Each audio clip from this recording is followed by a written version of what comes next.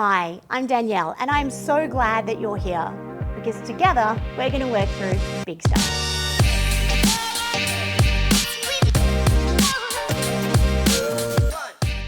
Jessica Mudditt is a woman who knows a thing or two about backing herself when the stakes are high.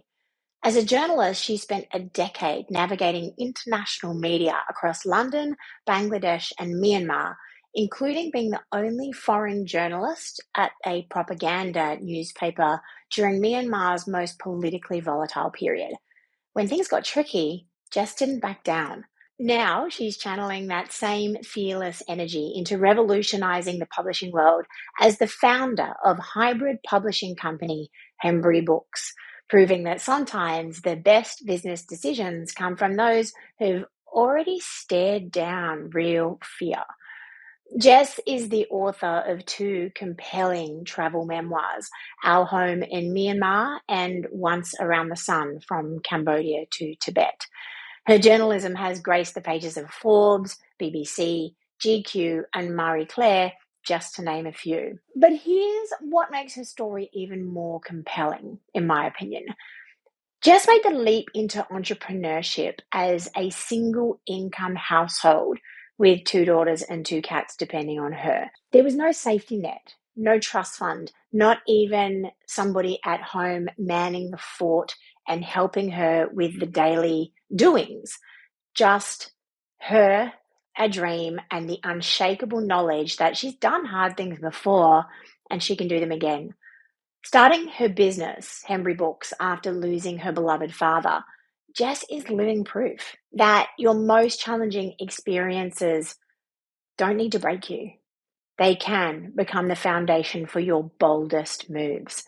Because if you can run a newspaper in a politically unstable country, you can definitely make bold moves as an entrepreneur because, as she shares in this interview, what's the worst that can happen? Business is not life or death. Hey, Jess, welcome to Big Stuff. I'm delighted to have you here. I'm delighted to be here with you.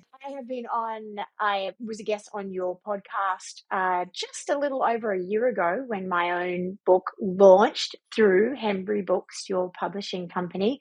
So it feels absolutely marvelous to be able to return the favor and have a chat over here on my brand new podcast. I suppose by the time this comes out, it's not going to be super duper brand new anymore. But I am super interested in your story because I think you're a badass. Do you feel like a badass? Yeah, a bit. I'm a risk taker. I'm a risk taker. Yeah, you are a risk taker, and we will be talking about that a little bit today. I really do want to start with the leap from freelance journalism to starting your own publishing company because it is a bit of a leap. And you had another sort of layer of risk in there, which is you are a single income household. So you didn't have the luxury of a safety net. Nope, did not. Let's talk about that. Hit me. Why did you do that? How did you do that? Well, you could say there was a moment of divine inspiration in a way, in that my dad died and the very next day I was attempting to still work, had a very cloudy head. And I was just struck by the feeling that I needed to do something different. And why was I waiting, letting my life pass by, not starting this dream of working with books every day? Because that was about how strong the idea was. I just wanted to surround myself with books every day. And I know it sounds strange, but I feel like it was like a parting message from my dad to go and do this and that he would back me. And then I made up my mind in that split second and I found a website designer and he began building the Hembury Books website. But I have to say, I didn't envision it as a publishing company. I wanted to be a ghostwriter. I wanted to surround myself with books every day. But I thought that would be by writing books for other people. So it would be like an extension of journalism. So I got the website made and put up 5 different ways I could help authors and tacked on at the end, if you don't know how to get your ISBNs and, it makes your eyes glaze over, I can help. And on that very first day that I, Big Gulp put out the post on my social media platforms saying, this is what I've just launched, get in touch, two authors contacted me, or two unpublished authors contacted me and said, I've finished a book, but I can't get a publisher. Can you help? And I thought, okay, this is interesting. And then it just went. I mean, talk about a sign from the universe that you're doing the right thing, that on the very first day something landed. I do believe in, divine signs and stuff like that. And just, I mean, that's pretty awesome that you had two clients on day one. Yeah, it was. And I remember standing in the kitchen, they came through Facebook messages, because it was like a girl I went to school with, it was her dad. And then it was someone I knew from Bangladesh. It was Holly Dean Johns. And then I get this email from Holly Dean Johns saying, I spent 7 years in a Thai prison. I finished the book, but I can't get a traditional publishing deal. And I went, let's talk. Are you free in the morning? It was just, and that was good. I thought, okay, maybe this has got legs. Of course, that's an amazing feeling, but that is not to say that there were two clients the next day or the day after that or the day after that. There were no clients No. for many days after that, but you take what you're given, right, and take encouragement from what you're given to keep going. Yeah, absolutely. And I really love, I often think that there is a myth that you have to have it all figured out before you even start. And I think a lot of people get really stuck in that space, needing to have not just all of the website and all of the collateral of a business and get my logo right and all of that sort of stuff. But then people feel like they need to be really, really clear on what all of their offerings are and who is it for. And people get stuck in that space and can never do anything. You've really sort of worked it out as you've gone what it is. Have you actually, well, firstly, what do you think, what would you say to someone who is waiting for the right moment, the perfect moment to start something new? And yeah, let's start with that. Well, my motto is ship it. You've got to get the product out there before you can even start to iterate it. In fact, I read because I'm always reading books by founders, and for 15 years I've been interviewing business founders and absorbing all their knowledge. And was it Canva or a really successful company saying our first product launch is going to be awful. It's going to be terrible. And it's going to be so much better 6 months from then. But until we launch it, we can't get any feedback. So if anything, I am prone to releasing before something is truly ready. But it's iteration. With the website, it was constant iteration. With the offer, it's constant iteration. And that's a continuing process that will never stop. So it's just, how can you, when you have this burning desire to do something, you've got to start the doing. But I do jump off the deep end. I do buy one-way flights, series. I do, decide to marry my translator in Bangladesh, who I'd known only a few months. I do make those kind of decisions because you're a jump in with 2 feet kind of gal. Yeah, I've got a high risk appetite. Yeah, you absolutely do. I wondered, how do you think you became that person? What is it in your history, or how did you become a high risk appetite? Do you think that you just have a particular type of brain, or have you always landed on your feet? What's made you this way? Well, Mum thinks I have an angel on my shoulder because I'm still alive, and I think my mum would agree with that with me. Yeah. And I've come out unscathed. A year of solo travel. I've traveled to Iran for a month on my own, Israel and Palestinian territories, Pakistan, some really hairy places. And I haven't even so much as been mugged, which also is testament to the kindness of humans. Yes. But it's just the way I'm wired. I had a really idyllic childhood, but even then I sought out risk. I was really into horse riding, playing hockey with big guys and getting whacked in the face and needing stitches. And I always loved travel because Mum and Dad, would take us traveling each year, and I just fell in love with Asia. And I think I need to immerse myself in new experiences, and reading has always been the vehicle for that. It's transported me. When I was living in a really tiny suburb of Park Orchards, but I'd be reading books about people backpacking in India and stuff like that. So I do read a lot. I try to read my way out of my problems and learn from other people who have come before me, and then I go and do it. Do you feel, because the buck stops with you, because you don't have a safety net or a partner who can help you along if there is, that you've actually really had to double down and go twice as hard? Do you feel like there was no option for failure? Yeah. Yeah, there was no option for failure. And I think actually it's led to better business decisions, because without that luxury, you're really conscious of every dollar and you don't do the things that would be nice but not essential. And so Mm. keeping overheads in check and things like that is a good thing for business, especially for a young business that has a low rate of survival. So I've been really careful. There's been so many things I've had to say no to that I would have loved to have done. Like, for instance, working on myself. That's only started recently. Have I had a coach? And equally, I know the business would have benefited if I'd had a coach from day one. But what I Yeah. did, there are always other ways to do it for free. So I didn't have money for a one-to-one coach. But Business New South Wales gives you 8 hours of mentoring for free every year. Unfortunately, that program has just changed. But through there, that's how I met my business partner. And now I also have a sales coach who I work on specifically with that. So, in the beginning, I didn't have very good questions anyway. So it's probably all for the better. Yeah. I saw something interesting recently that when you were talking about the iteration and whatever, I saw something interesting recently that said if you knew that you had 25 failures before the big success, how quickly would you want to get through those failures? And I feel like often people see a failure as an endpoint rather than a hurdle along the pathway that may be sort of propelling you towards something that is slightly different to what you first envisaged, but is ultimately more aligned with where you're meant to be. So I feel like that iteration and working it out as you go is such a powerful skill, and it is a skill to have in your arsenal.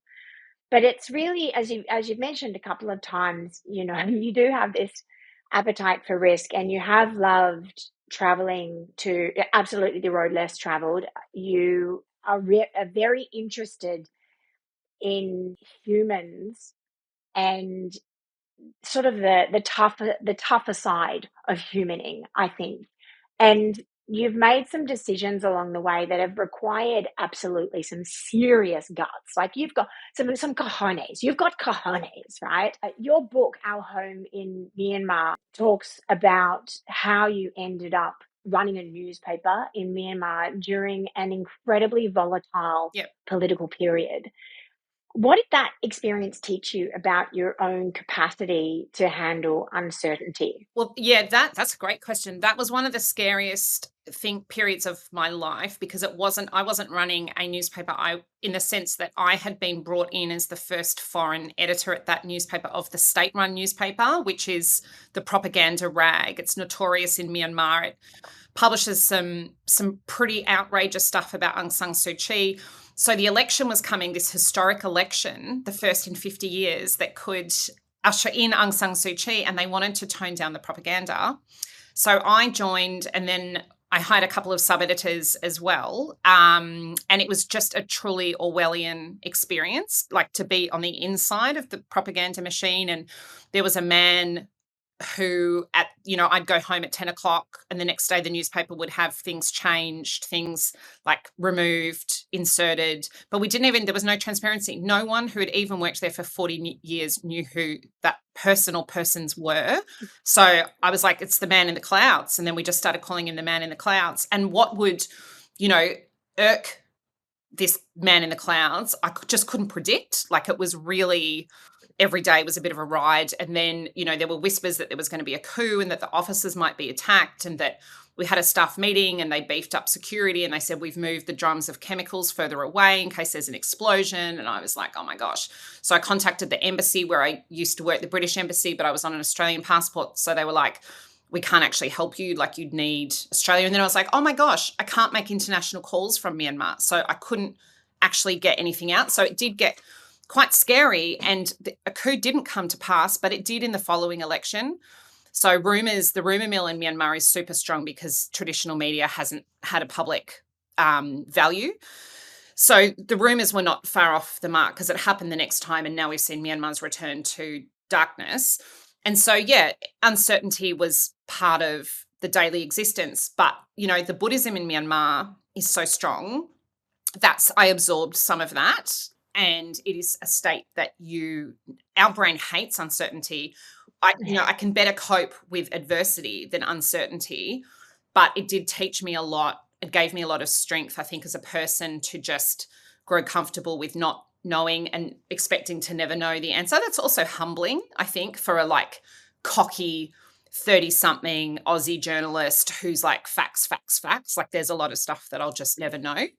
And also knowing that, what you're producing is propaganda and is feeding a narrative that you don't necessarily agree with. Mm.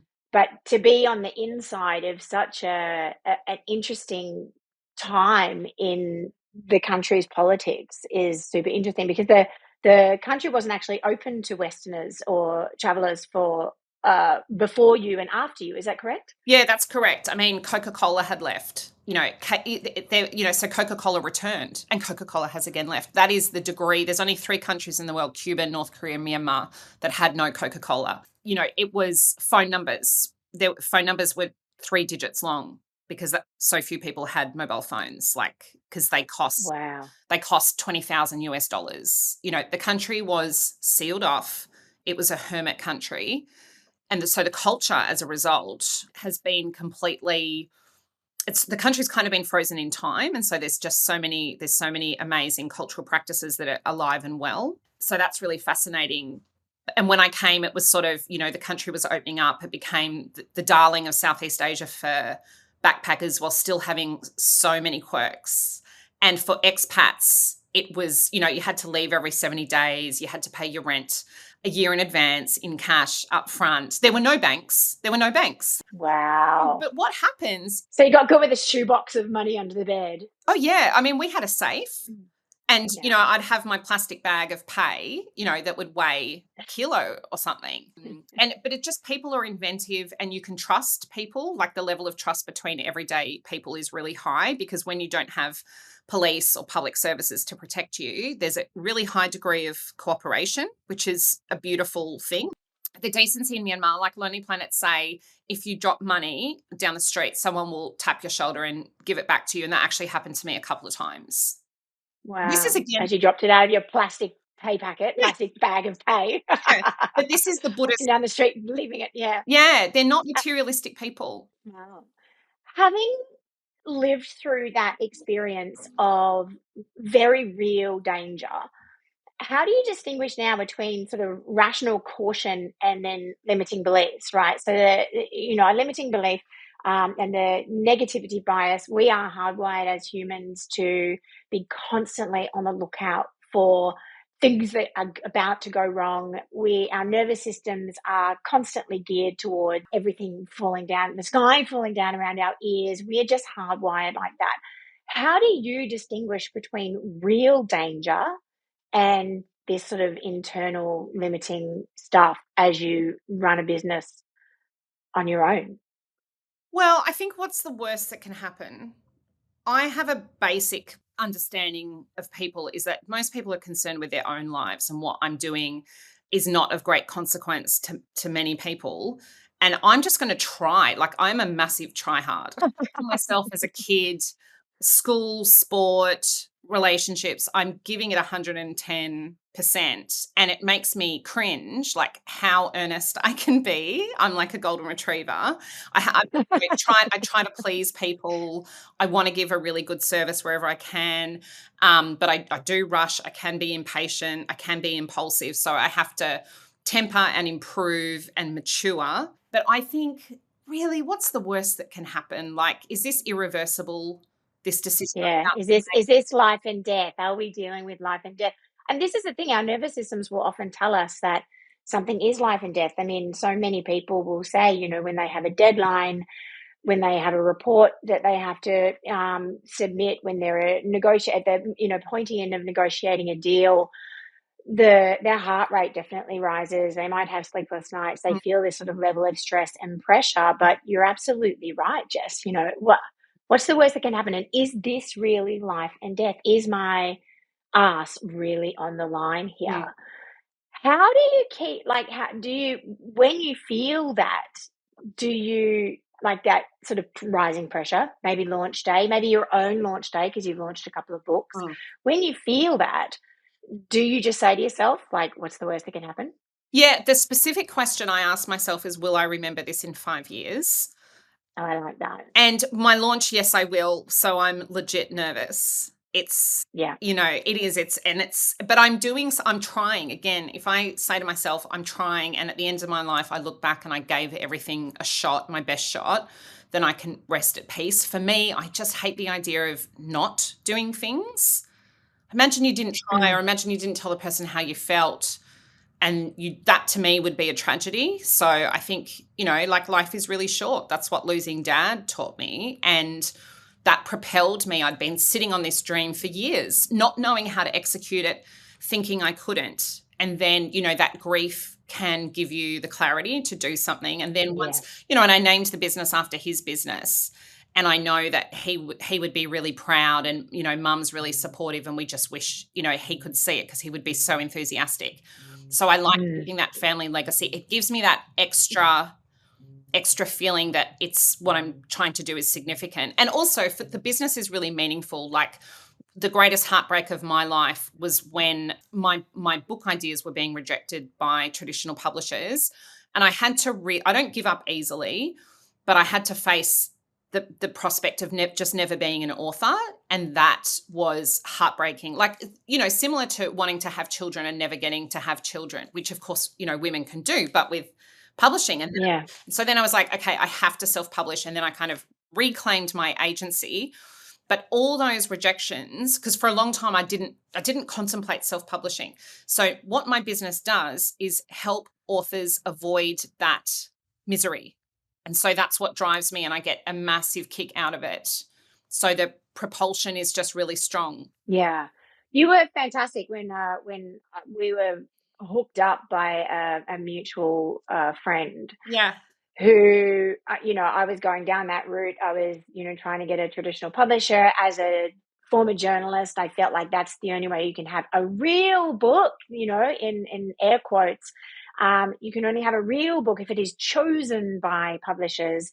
And you really helped me to shift my mindset around that and see that having the autonomy, being able to create the project as you see, being able to choose all of your own cover and your font and your layout and all that sort of stuff, and really drive all of your own launches and your PR and stuff as well.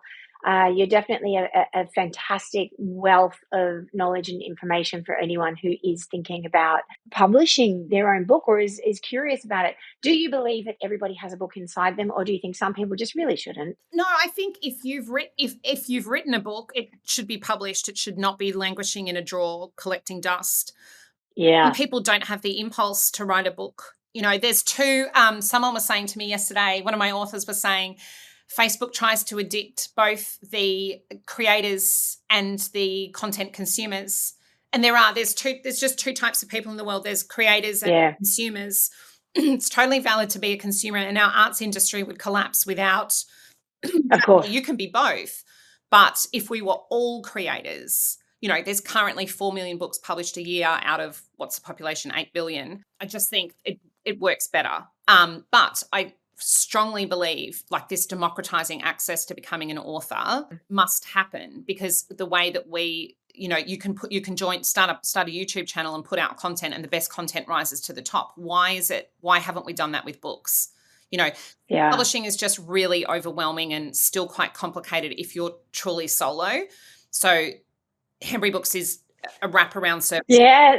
Somebody approached me recently and she was like, yeah, what do you think about, how do you go about the proofreading stage? And I was like, oh yeah, you pay someone. I was like, you pay someone for all of it. She's like, no, I'm going to do it all. And I was like, if you've got lots of time to learn how to do that, go for gold. But once my book was written, I was like, okay, done, next. Like, I wasn't really interested in the proofreading and all that sort of stuff. The author shouldn't proofread. The author should not proofread. You're too close to it. You're too close to it. I think that's the same with any kind of project as well. Once you get too close to it, it's hard for you to be objective. It's hard to be objective any longer. Let's talk about the money, let's have a bit of a money conversation around, if you're comfortable with it, just around the financial anxiety of being an entrepreneur and having responsibilities without, a traditional safety net, or without having like doing this as a side hustle and having another job. How did you manage that, or was it literally hustle because this cannot fail? A bit of both, I guess. I mean, so I was a freelance journalist. I've been a freelance journalist for 15 years. So I've never had an employer, and I haven't got a CV. I've never had, and I actually hate the idea of having a regular paycheck. Like, what? It doesn't vary. I can't excel one month and get better. Like, there's no striving. Occasionally I've done in-house stints, and I just fall asleep. I fall asleep Mm. psychologically. I'm just an entrepreneur, and Dad was the same. And so my natural state is work and get paid, and no work, don't get paid. And I just forget that there are the comforts of a salary or whatever. So I came back to Australia with zero contacts in 2016. And I began again as a freelancer. No one had ever heard of the Burmese magazines that I'd written for, No. I'd spoken to. So I began again in Australia. And I also began again in Bangladesh, where I went as an intern, and I qualified in London. So it took me about 5 years I think, get some really great publications like The Economist, CNN, BBC, Company Director. I had heaps of business, more than I could do, and I loved running my business. But what I was missing was other people. It's not collaborative being a Yeah. freelancer. It's not to say it's not without stress, because, there's heaps of deadlines and there will be slower patches, and that's hard. But it's just, I found it feast and famine. Feast and famine was being a freelancer for me. I was like, too much work, not enough time, yeah. or lots of time and not enough work. So But yeah, that's what I what I found. actually realized, I had this realization that when you're a freelancer, you are dependent on those commissions that come from editors, and you can wake up one morning and you've done nothing wrong, and you have a lovely email from your editor that says, I'm moving on at the end of the week, and here's the email from the Yeah. editor, and you're like, oh my God, oh my God. And can't control that. And I had this moment. I've got two little kids, and I want them to have good educations and a good quality of life. And I was like, if I have my own business, no one can ever tap me on the shoulder and say, you're being made redundant. I'm never going to leave my business. And once I put in lots and lots of hard work and sweat to have incoming clients, when you've got a healthy business, actually, that's a secure form of employment, Yeah. my own business, and I'm more in control. You can turn the tap on and off with how much marketing and paid advertising and things that we do. Yeah. And so that, to me, so long as you never compromise on the service and you get those word of mouth referrals, that is actually secure. And my dad had Hembury Furniture. So I saw my dad, I went to work with my dad being a furniture agent, and that worked out well. Yeah. I think that there are, again, there's two types of people. Not everybody is cut out to run their own business. It definitely takes a particular type of insanity and a whole lot of heart. There's got to be great vision, but I think there has to be a lot of resilience. There really has to be a lot of resilience. What do you think is something that a lot of people don't understand about building resilience? Is it something that we develop, or is it something that you already have? Like, what are your thoughts on resilience? I think resilience is tied to being kind to yourself. Oh God, I think I'm incredibly resilient, but I'm not kind to myself. I think I'm my own worst enemy half of the time. So talk to me about that. Because it's the internal conversation that you have that you persuade yourself to keep going, and that on Mm, balance, you don't need to drag yourself over, onwards and upwards is my refrain. yeah, sure. And I can pick myself up after making an error and say, you tried the best with available information, or that is an aspect of your personality that you need to work on, like jumping to Yeah, conclusions or coming in yeah, with preconceived notions. So be self-aware of that and keep going. Don't give up. This mistake that you've made does not constitute the end of whatever it is you're striving to achieve. And I mean, I'm a pretty humble business owner, I think, because I'm so well aware of the so many missteps that I continue to mm. make, but I'm trying, and I'll get there. And it's a long game. I have made a mistake. This is not who I am. Like, Hmm. not.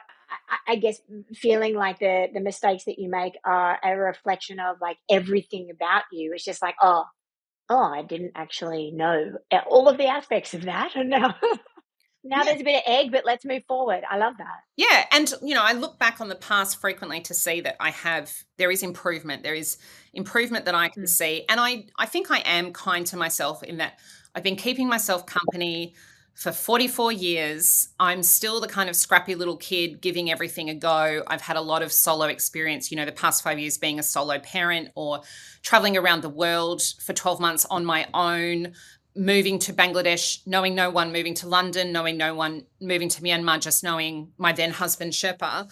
So I'm fine with solitude. And I think I'm okay with myself, and that will allow me to keep striving. And again, my value is that if you are trying, that's okay. It's if I give up, then I'd be quite critical on myself. Yeah. Wow.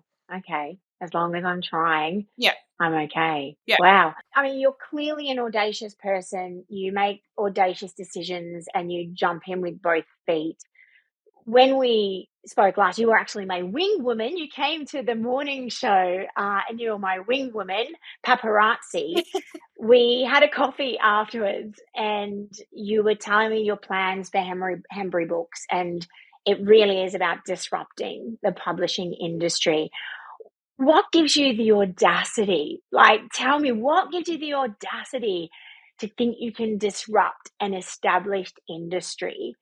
And I don't mean that in the, like, who do you think you are? I mean that in the, fuck yeah, who are you to do this? Like, tell me what it is that you see for the industry and why. The heartache of being rejected will continue to spur me on to spare other people that pain. And, it's this sort of rarefied industry that's completely romanticized, whereas self-publishing is stigmatized, and they're not innocent in that. I see a lot of deliberate stigmatization of self-publishing. And I think they've been resting on their laurels for too long. They're resting on the laurels of the glamour of an author having a book out, but then the actual experience can be very underwhelming. And there's a lot of passionate people in publishing on either side, but there's the mudslinging, is not right. And I just think, wouldn't it be awful to be in a business of rejecting people on a daily or weekly basis and saying no to dreams, whereas, a book that comes across my desk, the criteria is, the books that have come across my desk, that's another whole interesting thing. Having this, I'm anti-elitist and I hate members only clubs and things like that. Like, imagine trying to go to Greece and people saying, oh no, we need to invite you to come. Like, if we think you'll have a really good time, you're like, no, like, I've got the money and I know I'll have a good time. Like, this is all the reasons why. And they're like, I've got my white dress. I'm ready. well, you don't know anyone who's already here, so it might be weird. Just this kind of elitism, and it's very hard. I don't want to be too critical, but I just think that needs to modernize, and publishing hasn't modernized really, apart from the disruption of Amazon. And there's a better way to do things. There's still many parts of the jigsaw puzzle that I would like to complete. But definitely I can see that transparency is a big value, that I just feel an author should have royalties for the lifetime of their book. They wrote the book. The publisher doesn't deserve that much credit. They're the physical enablers of the book. And I think the author has to own their intellectual property, because it's just impractical. Otherwise, you should never have to seek permission from your publisher to be associated with so-and-so or to seize such an opportunity. It is better for the book, for the reader, and for the author to be fully in control, to make of their book what they wish for the lifetime and beyond their lifetime of the book. So that's the premise. And so the transparency in terms of the contracts, like the value exchange, when an author is chosen by a traditional publisher, they actually don't know the value of what they've given up. The publisher sees a financial value in their manuscript, but they don't declare how much. They might offer a royalty, but the author still doesn't know their numbers, whereas I think if the author invests in a number that is on our website, and then they don't know, I guess you could say, the earning potential of their book, but they're an agent to create that earning potential, and they'll keep all the benefits of that forevermore. I love the little sparkle in your eye. When we were sitting having that coffee, you had such a sparkle in your eye, and I could see that there's a firecracker in your butt about it as well. You are, you were talking to me about, the expansion of Hembury Books and the people coming on to support you and to support the process. And just the sheer volume of books that you are planning on doing sort of in the next 12 months because of the growth, because of the hard work that you've put in, and because of the hustle. For women or anyone listening who know that they are capable of more but are feeling maybe stuck by their circumstances, what would you say, sort of based on your journey from, you know, journalist, journalist in a developing country to entrepreneur, doing, wearing all of the hats in your home and then in your business? I mean, you're not wearing all the hats in your business now because you realized very early on that that's a full errand. But what would you say to people who are questioning what they're capable of? Well, I think if you have a burning passion inside you to do something and it's still gnawing away at you that you haven't done it yet, then you've got to listen to that voice, because and your life is your own. If you're living a life that is to serve other people, wholly to serve other people, that's you're missing the greatest opportunity of your life, which is just to make yourself happy, and everything will follow. Like, the best advice I ever had is know what you want and how to ask for it. So work out what you want. That's the first thing. What do you want? Forget everybody else and then go after it. Because when you're happy, everyone around you is happy. So whatever it is that you want is worthy, and you're worthy of getting what you want. Everybody deserves to have a life that makes them happy, because that to me is just the point of life. We shouldn't Right? silence. Yeah. It's a short life that Yeah. we get. I don't believe in the afterlife. So make it count. And, you do that. I think you do that by doing something that helps other people, because that's what fills us up. Like, authors don't become authors to make big bucks. Like, the passion I see, the tears, that are shed, this is not tied to royalty money. This is tied to self-expression on their own terms. And there's nothing greater, I think, that you can do. So especially, like, if you have a book in you and you're doubting yourself, write the book, suspend your doubt, get to the end of it, and then decide, or maybe pay an editor and get them to tell you if you need to do further work before you publish it. But you're going to publish it. You just have to make up your mind, and you're going to publish it. I even think in this particular, with this question or with this conversation, the book can be a metaphor, right? For anything, any form of self-expression, anything that you have wanted to do that you are maybe holding yourself back. It is, and I completely agree with, what is the point of our lives if not to make ourselves happy? Although you did just say that you don't believe in the afterlife. So I have to ask you this question. Do you then never feel that you get any little signs from your dad? Yeah, I've had, it's funny, the decision to start the business. And what's really weird is my business advisor, who's now my business partner, has remarkable similarities to my dad. Their names are similar. Their birthdays are similar. They're both from the UK. They both love rugby. They both have the same tone of voice and this measured way of speaking, and it's quite eerie to me. And what's been so strange is Mum and I always lament we don't have Dad, because Mum's my unofficial CFO. She hands out my cards and stuff. But Dad was, he's the businessman, and we have said just so many times, I wish Dad was here. I wish Dad was here. And now I have Colin as a business partner. It's eerie. It's eerie to me. How similar. Yeah. Yeah. So Dad's maybe sent him. Has he been sent by? Okay, so I know that's if he's weird. sent by, well, no, it's not weird at all. Someone to say that they don't believe in the afterlife when I believe so deeply in the afterlife. That is weird to me. That's why I asked if you feel like you ever get signs, or has someone been sent by your dad to help you, which might then contradict the idea that there is nothing. So I just wanted to see if I could make you eat some of those words. Well, no, it's funny because I'm deeply superstitious. Like, I left Myanmar deeply superstitious. Were you not superstitious before? No. Far more superstitious after Myanmar, because you see things you just never thought would happen, and it's so incredible.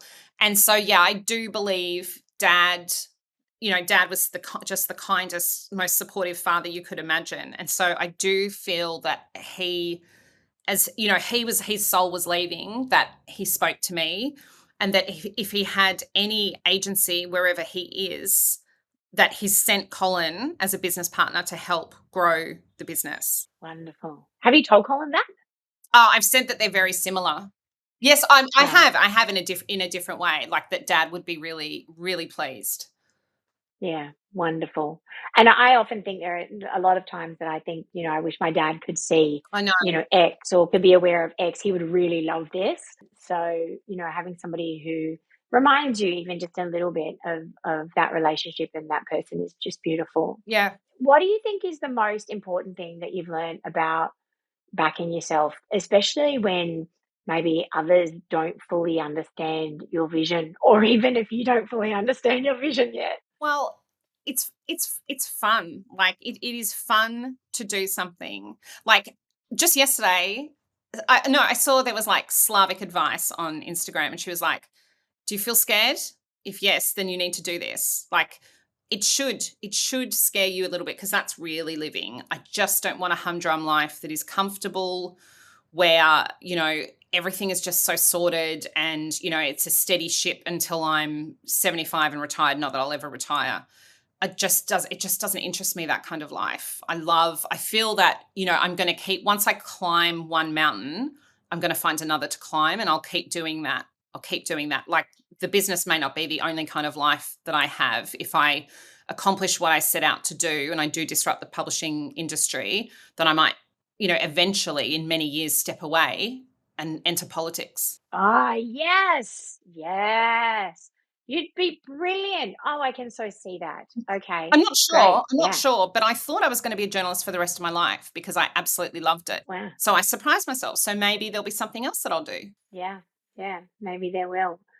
What is the hard thing that you'll be backing yourself with next? I mean, I know you're busy. I know you're very busy in your life, climbing the mountain, disrupting the industry, raising two beautiful girls. But what else are you doing? Because I know that there's something else that you're doing for sure. Well, it's focusing on growth, and so it's changing the business structure so that there's Hembury Group. Hembury Group is on the horizon, and that will enable us to do different things, and that is all serving the author.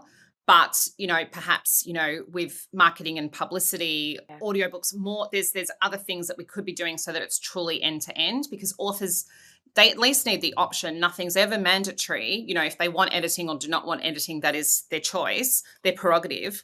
But I want us to be helping authors in every way they can. And, something that authors always say is, I need help with the book marketing. Yeah. I want to make an audiobook. So how can we do that? And that's really exciting as well, because that's a different stage of growth. And we've just moved into an office. So it's really about, when you move out of your home office into a physical office, how can you fill that office literally, and not in terms of the way that you're operating can change a lot. Yeah. And there's higher Amazing. overheads. So I wake up at 3 a.m. and I say, well, I remember this in 5 years' time. No, try to go back to sleep. With some nights I'm less successful, but I'm still jump out of bed. Like, I'm really happy to have this challenge. I know it's meaningful. Amazing. Are you writing a book yourself at the moment? Well, my third book, I'm about a third of the way through, and I realized last year that was actually stressing me out, trying to do everything, the kids, the business, and the book. And so I had, which again surprised me, like, because I thought that was the anchor of my whole life. And I paused it, and then I picked it up again, and I've again paused it just through the moving phase. But I will complete it, because I can't be like the loser publisher who can't complete. It's a sequel. It's a sequel. It Oh, has to be published. hang on. We just talked about the nice way that you talk to yourself. Hang on a minute. Well, I also have a real highly critical voice, like highly, highly critical, and I am prone to anxiety. So these are all like works in progress, but I can also Yes. shrug it off. So there's a whole mix of things. I like the dichotomy. Yeah. So the book will be completed, but it'll be completed next year. Wonderful. Wonderful. Any parting words for anyone who I think is scared to take leaps, scared to back themselves, scared to take risks, who are listening to you just thinking, oh my God, she is amazing, but I could never? Any last words for that person? Well, you're not going to know until you try. and there is nothing to be lost in trying. And if you like perhaps set a goal that's more achievable than the big audacious goal, have sub goals, and the feeling of being able to tick that off when you achieve it could give you the confidence to take the next step. Like I Yeah. leapfrog through life. If I make one connection, it can lead to another. One opportunity can lead to another. There's a lot of luck in that and what the universe throws at you, but you also make your own luck just by seizing the day and just seize. Yeah, getting in the space, getting in the conversations. I guess you know, how do you eat the elephant comes up time and time again. Is you know, you break it down into manageable bite-sized chunks. I am delighted that you have come along and we've had this conversation. As I said at the beginning, I think you're a total badass. You're an absolute force of nature, and I look forward to seeing how you grow both personally and professionally through the next few years, because look out world, she's coming. It could be some colossal, I mean, that, you know, I think there could be, I could make a massive mistake, but that's still okay. That will still be part of the process. In our careers, we do Yeah, make colossal mistakes. So we do. so let's do it. Look, the only failure is not trying. Yeah, I think so. Right? The only failure is sitting on your ideas, sitting on your hands, being too scared to step outside of the comfort zone. That is the only failure. So everything else from there is cracking anecdotes at dinner parties. And there's one, I'm reading 4,000 Weeks by Oliver Burkeman at the moment, and it's time management for mortals. And there's one anecdote that really stuck with me, which is that there was this designer like in India 500 years ago in Persia, who conceived the most beautiful mosque in the world. And everyone said, wow, this is going to be extraordinary. And he decided not to build it because he decided that the reality of the actual construction could never match his plans. And he destroyed his plans so that no one could build it.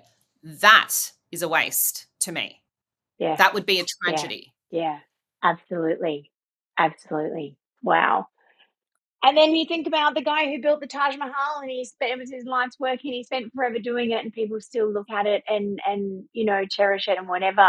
So he actually, I think, died in the building of that. So you know, may we move forward with passion, with vision, and dogged belief that we can make this stuff happen. Oh, the kookaburras have just started like laughing outside as I've said that. So that's always like my little sign your baby from kookaburras. They're your baby. The celestial beings. Yeah, my baby kookaburras are all grown up now. Beautiful. Thanks so much. I've loved this conversation, and I look forward to having you back for another big chat on big stuff. My pleasure, Danielle. Thank you. Thank you. I hope that you enjoyed listening to this episode of Big Stuff as much as I enjoyed recording it for you.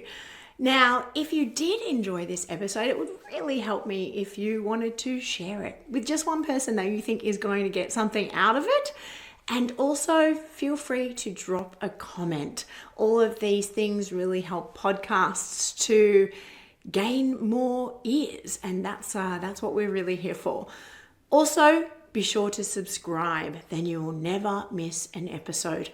If you want to find out more about me, who I am, what I do, then you can go and check me out at daniellecolley.com.au. I'll see you next episode for more big stuff.